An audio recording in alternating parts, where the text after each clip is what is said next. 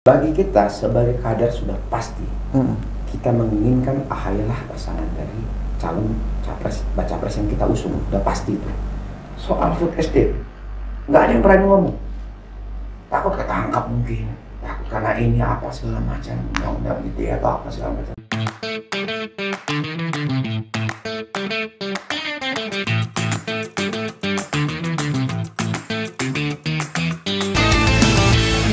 Sahabat Monitor Indonesia, hari ini kita kedatangan politisi dari Partai Demokrat, yakni Yan Aharahap. Biasanya beliau ini dipanggilnya Bang Yan. Gitu. Halo Bang Yan. Halo, apa kabar? Akbar. Sehat Bang? Alhamdulillahirrahmanirrahim. Aduh, bulan puasa gimana nih Bang? Kegiatan? Tetap berjalan, kegiatan tetap berjalan. Normal, cara normal. Seperti biasa. Sebagai politisi, gimana bulan puasa? Kita tetap menjalankan nikmatnya berpuasa seperti biasa, dan memang dari tahun ke tahun kita juga sangat menunggu bulan puasa ini ya, bulan yang penuh ampunan. Ini Bang, kita masuk langsung aja nih Bang, saya mau to the point. Saya banyak pertanyaan untuk Abang untuk sore hari ini. Ini setelah deklarasi piagam kemarin, perkembangan terbarunya apa? Ya. Untuk hari ini. Seperti yang sudah didengar di beberapa media kan, dan juga disampaikan kita ke para kader gitu ya. Deklarasi itu kan memuat beberapa poin ya, bahwa Partai Demokrat, tiga partai ini mengusung Anies sebagai capresnya, dan juga memberikan keleluasaan juga kepada baca pres tersebut untuk menjalin komunikasi seluas-luasnya dengan parpol lain. Ya, sebagai baca pres kita diberikan keleluasaan itu dia. Jadi pokoknya yang terakhir itu segera mengumumkan pasangannya. Itu ditunggu. Itu poin yang ditunggu. Paling masyarakat juga sangat menunggu itu. Jadi cuman karena memang ketiga partai ini sudah memberikan wewenang penuh kepada baca pres untuk mengumumkan siapa pasangan nanti, ya kita tinggal menunggu. Kita sendiri menginginkan lebih cepat, sebenarnya lebih baik diumumkan. Tujuannya yaitu supaya makin bagus, makin solid sosialisasinya nanti. Makin matang lah ya. Makin matang, supaya kalau sekarang kan belum tahu nih, belum tahu ya, masih nunggu kita semua ini kan. Tapi kalau udah pasangannya ditentukan oleh baca presnya, tentu nanti kader dari ketiga partai ini akan bersiap untuk meramu bagaimana untuk mensosialisasikan pasangan ini. Betul. Karena kan pasangan ini kan harus menang, gitu kan. Bukan cuma sekedar hanya memilih pasangan, tapi pasangan yang bisa membawa kemenangan. Itu juga penting. Ini kalau soal cawapres, jangan terlalu jauh dulu Bang. Jangan terlalu jauh. Bahaya nih. Saya mau tadi ada poin yang sangat penting, itu Anies ini kan diberikan mandat untuk menentukan cawapresnya sendiri dan berkomunikasi dengan parpol lain. Berarti kan tidak menutup kemungkinan bahwa akan ada partai-partai lain nanti yang akan bergabung dengan koalisi Demokrat, PKS, dan Nasdem. Ini apakah sudah ada partai yang sudah mulai lobby-lobby atau gimana, Bang, untuk saat ini? Sejauh ini kita dengar memang sudah ada, tapi masih proses pendekatan lah. Dan kadang-kadang kan kita kan begini, apa ini koalisi ini udah clear bahwa kita menyebut namanya koalisi perubahan, bukan berkelanjutan. Jangan sampai ada parpol nanti yang istilahnya kita udah dari terminal berangkat nih, kendaraan di halte, tiba-tiba dia datang merubah jalannya situasi kan. Jadi maksudnya begini, kita siapapun partai itu silahkan bergabung selama itu sudah sepakat dengan visi dan misi koalisi, yaitu koalisi perubahan untuk persatuan. Itu yang penting. Untuk sendiri Bang, dari Partai Demokrat ini apakah tetap melakukan komunikasi dengan partai lain gitu? Katanya ini dengan P3 itu boleh saja, wajib itu. Partai itu nggak boleh menutup komunikasi dengan partai lain. Sebagai parpol itu kita harus membuka komunikasi seluas-luasnya. Udah pasti itu. Kita juga berharap koalisi ini juga kuat kan. Tapi saat ini yang pasti presidential threshold sudah terpenuhi, makanya kita tanda tangan. Ya, makanya piagam itu udah sepakati semua, klausulnya udah disusun dan bersepakat untuk menandatangani bersama. Itu aja poinnya. Ini kan kalau boleh saya, mungkin kalau salah mau boleh dikoreksi gitu. Ini kan koalisi perubahan ini kan dari yang terlibat langsung itu kan ada tim kecil itu, Bang. Ya. Nah, apakah apa yang mungkin bisa diungkapkan gitu, Bang, sama Bang Ian sendiri? Ada arahan khusus tidak dari Mas AHY terhadap tim kecil ini? Kalau arahan beliau sudah pasti ada ya, tim kecil, bahwa pertama kan perlu saya sampaikan, yang pertama mengusung semangat perubahan itu kan dari Partai Demokrat. Itu clear itu. Bisa kita cek nanti di beberapa jejak digital. Kita yang pertama. Dan kebetulan dengan kedua partai ini selaras. Contoh misalnya Nasdem itu kan dia punya konsep restorasi gitu kan. Itu kan perubahan juga lah maknanya kan. Jadi cocok, chemistry-nya udah nyambung. Akhirnya makanya ketiga partai ini menyusun yang namanya tim kecil. Yang melakukan kerja-kerja untuk membuat kesepakatan kalau nanti untuk misalnya andai terjadi koalisi ini apa yang harus dilakukan. Nah, tim kecil ini yang merumuskannya. Nah, tapi setiap hasil dari pembicaraan itu dilaporkan ke Mas Ketum. Nanti Mas Ketum lihat hasilnya seperti apa dan jika diperlukan memberikan arahan-arahan baru. Gitu. Yang pasti konsepnya itu tadi. Perubahan.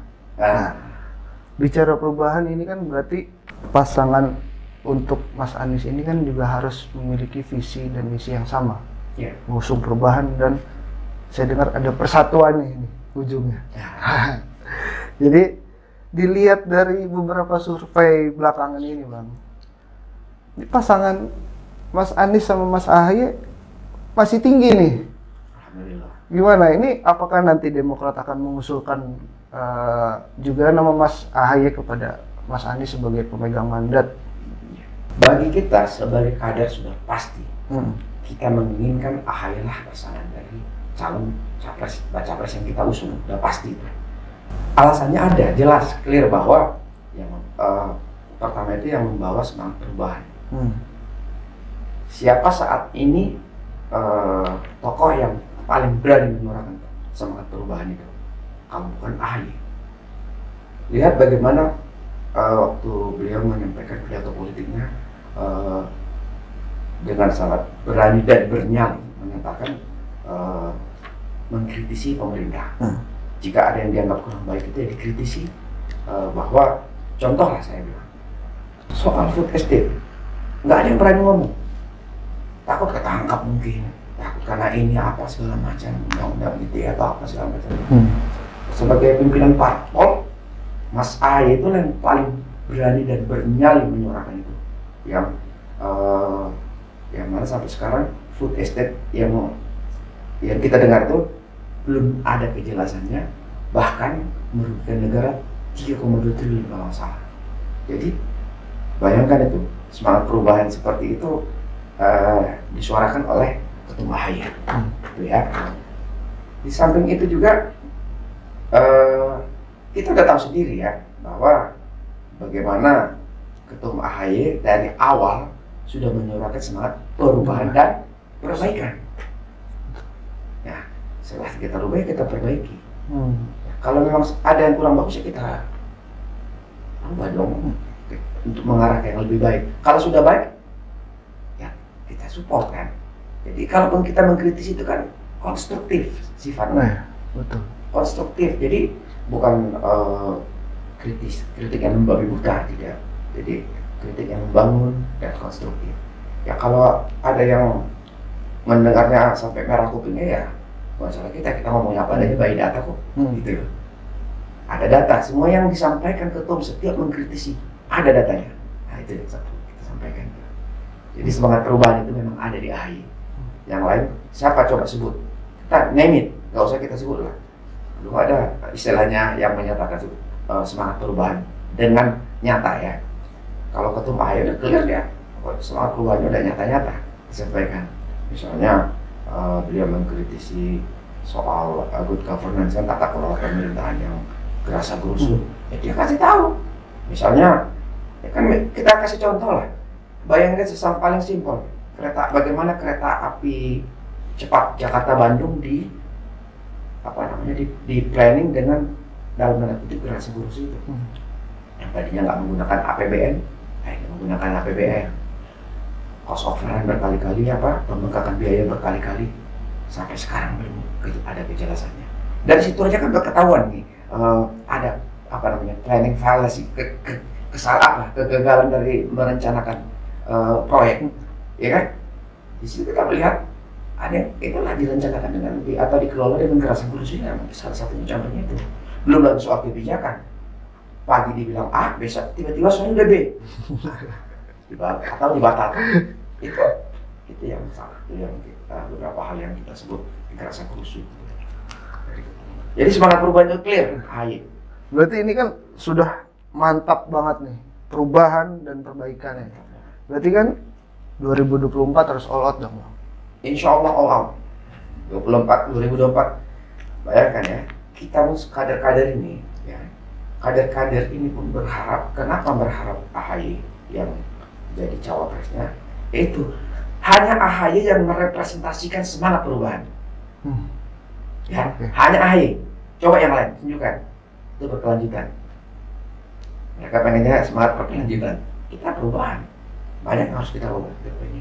Itu tadi yang saya bilang, dengarkan saja apa yang disampaikan AHY saat pidato-pidato politiknya. Di situ clear. Ya, itu yang saya bilang, dengan lantang dan berani menyampaikan kritisi itu, karena semua by data. Ada datanya semua. Itu.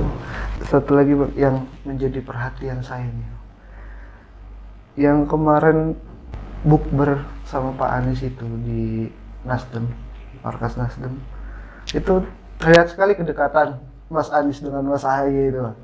Mungkin ada cerita-cerita khusus kedekatan ini. Banyak orang yang mengira kedekatan AHY ini baru-baru ini aja ya. Banyak yang mengira. Padahal mereka berdua ini saat Mas AHY masih jadi tentara, jadi di militer, bertugas di militer, berdinas di militer maksud saya.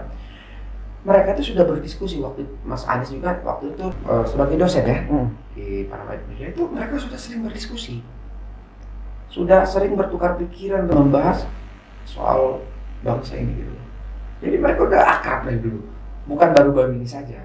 Jadi kalau melihat ada yang melihat kedekatan mereka pas di acara buka bersama Partai Nasdem itu, ya bukan sesuatu yang kebetulan, mereka bersahabat. Ya itu yang saya ketahui, mereka sangat udah lama bersahabat. Mas AHY pun berkali-kali mengatakan itu.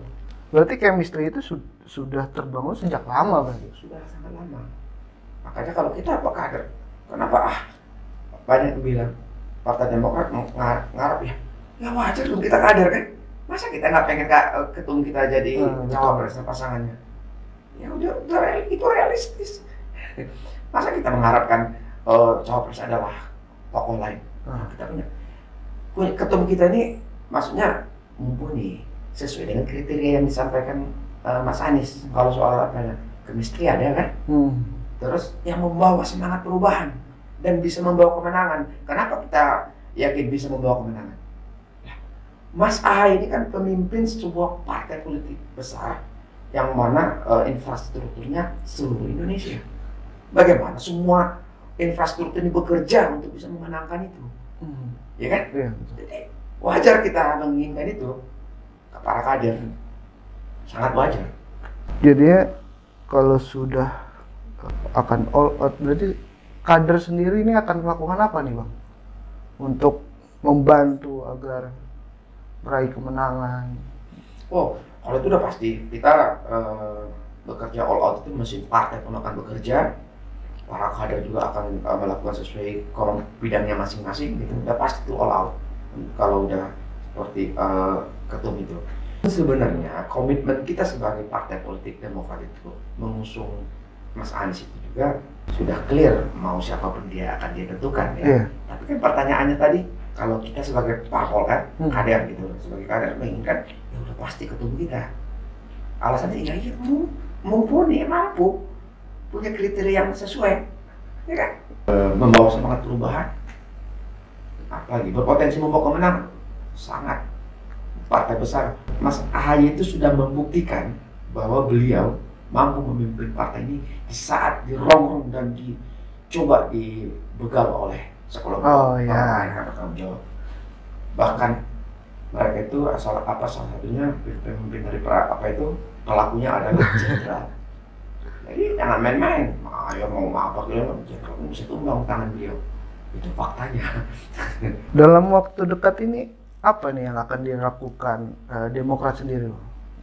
Dalam dinamika politik ini kan semakin kencang nih Bang, kita lihat kan? Kalau saat ini dalam waktu dekat ini yang pasti setiap kader pasti tadi saya bilang menginginkan, tentu kita mengusulkan itu terus. Dan satu lagi yang paling penting, agar koalisi ini cepat matang dalam arti itu, memang Mas Anies harus segera menentukan pasangannya. Harus segera. Kenapa? Agar sosialisasinya bisa cukup dan maksimal sampai menjelang Pilpres nanti. Gitu loh. Jadi kebentuk sudah. Jadi tim pun bekerja. Bagaimana kita melakukan untuk meningkatkan elektabilitas pasangan ini. Itu kan kita udah bekerja di mesin partai, ketiga partai ini akan bekerja, kader-kadernya pun masing-masing akan mengarahkan kemampuannya, ya kan? Pasti begitu. Jadi memang segera, kalau saran saya sebagai kader Partai Demokrat, saya berharap Mas Anies segera mengumumkan cawapresnya, supaya itu tadi bilang makin cepat lebih baik. Udah dikomunikasikan soal penentuan cawapres segala macam. Sebenarnya kita secara umum waktu deklarasi kemarin juga, waktu penandatangan itu ya udah kita komit, kita serahkan sama beliau. Tapi ya ini saya bilang tadi, kita kan berkali-kali kita sampaikan pasangan ini bukan sekedar sebuah pasangan koalisi, terjadi pasangan tapi setelah itu selesai, enggak. Kita berharap koalisi ini terjadi tapi membawa kemenangan, itu yang paling penting. Nah, oke. Dari pasangan-pasangan yang paling pernah disimulasi dicocokkan dengan Mas Anies, mau baik dengan pasangan lain, ya memang faktanya memang dengan Mas AHY yang paling tinggi, yang berarti peluang yang paling besar untuk memenangkan kontestasi ini nanti, ya berpasangan dengan Mas AHY. Itu real, ada parameter ilmiahnya kan? Betul. Gitu loh. Bukan kita asal bicara aja sebagai kader. Nah, kalau kita ego kita pasti menginginkan itu, tapi bukan cuma hanya ingin sekedar ingin, tapi tanpa alasan. Ada alasannya. Itu saya bilang tadi. Yang paling mudah itu dilihat itu parameter ilmiah itu berkali-kali. Kalau dipasangkan dengan Mas Anies, AHY itu selalu di puncak. Dengan yang dicoba simulasi dengan lain, bawah. Oh iya. Dengan si A, si B, si C itu di bawah. Begitu Mas AHY di C. Kita terus terang saya sebut tadi itu ada ILC berkali-kali bikin polling di Twitter soal pasangan Mas Anies ini. Memang nggak bisa dibantah lagi. Selalu unggul itu Mas AHY. Kali-kali. Mungkin pasangan lain nggak punya chemistry seperti AHY dengan Mas Anies gitu. Ya, itu yang saya bilang tadi. Mas Anies sudah clear, sudah jelas-jelas dia menentukan kriterianya. Nah, kriteria itu ada semua di Mas AHY. Ya kan? Itu. Berarti harus didorong terus nih. Kita berharap seperti itu, mudah-mudahan wajar kita sebagai partai, kader-kader partai politik dari Partai Demokrat itu menginginkan supaya Mas Anies segera menentukan pasangannya, dan pasangan itu kita harapkan Mas AHY. Amin. Saya tunggu kabar baiknya mungkin setelah Lebaran ada penentuan dari Mas Anies. Untuk itu kita akhiri Bang Yan sore hari ini. Terima kasih sudah datang ke podcast Monitor. Sama-sama, saya juga terima kasih sudah diundang kemarin ya. Sukses. Terima kasih Bang. Monitor Amin. Indonesia. Sahabat Monitor, kita sudah berbincang hangat dengan Bang Yan Harahap terkait dengan perkembangan Koalisi Perubahan dan Persatuan, dan katanya nih ada dalam waktu dekat akan ada pengumuman cawapres. Nanti kita tunggu dan kita undang lagi beliau ke sini. Oke, terima kasih sahabat Monitor Indonesia, sampai jumpa.